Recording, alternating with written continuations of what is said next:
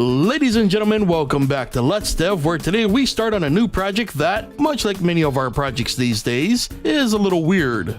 Now, Twitch Plays Pokemon recently saw a brief resurgence around the holiday season, which reminded me that I'd planned to make something similar in the past, but didn't think that I had the knowledge to pull it off. Well, now I think I can pull it off, so we're gonna go for it. The plan will be to try creating a similar experience to Twitch Plays Pokemon, with the added bonus of player input. And while we will be including features like injecting control inputs, we'll also get a little meta with the concept and really get creative with the chaos. However, before we can run, we need to walk. So today we'll be working on a control queue system that will be injected into a simple top-down adventure game.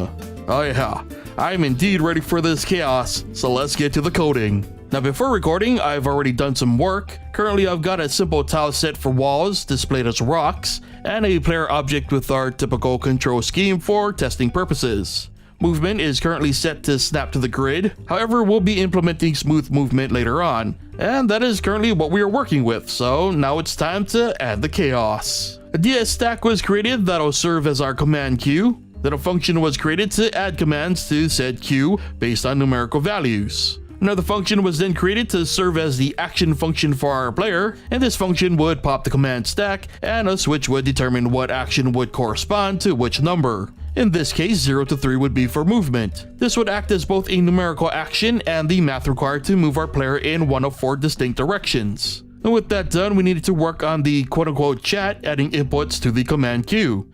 And so a timer was created and periodically added new inputs to the queue. Testing showed this to be working properly with the player moving completely on their own without any input on my part. This means the code is working, and so now we could move on to add collision checks. Back in the action function, the movement code was altered to add a check before moving. If the potential destination cell was not marked as a wall in our grid, which was a mirror of our tile set, then the player could proceed. And at first, it seemed like this check was working flawlessly. However, the player would eventually reach some rocks and continue walking right through them.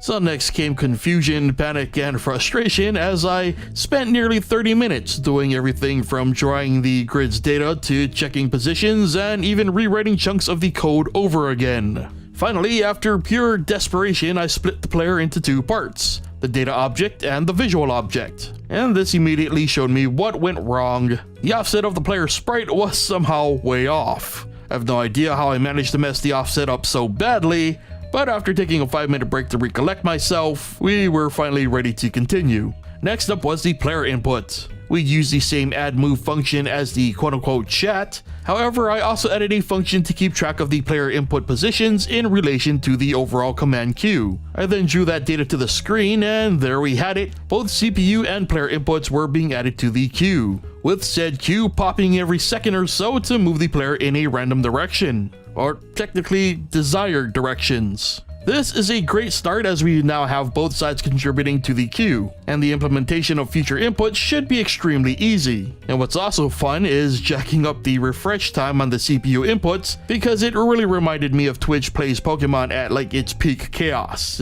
pre-diplomacy mode that is. Which, without saying much more, it definitely hints at some of the meta features I'd like to eventually implement into the project. But sadly for now, that's all I had time to get to this session. The player position issue really threw me for an unexpected loop and wasted a lot of time.